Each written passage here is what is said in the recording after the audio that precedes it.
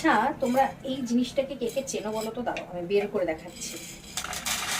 এই যে দেখতে পাচ্ছ, এই জিনিসটা কে কে চেনো? অনেকেই চেনো, আবার অনেকে চেনোও না। এটা হচ্ছে আমাদের এখানে, মানে আমি এটা বিয়ের আগে কখনো খাইনি, আমার শ্বশুর বাড়ির এলাকাতে এটা বলা হয় বরবটি। এখানে বরবটির ঘুগনি বা বরবটির তরকারি এরকম বানায়। বেসিক্যালি এটা হচ্ছে সয়াবিনের দানা। এটা কিন্তু প্রচন্ড হাই প্রোটিন এবং খুব ভালো স্বাস্থ্যের পক্ষে, বড়দের পক্ষে, বাচ্চাদের পক্ষে, সকলের জন্য এটা ভীষণ ভালো।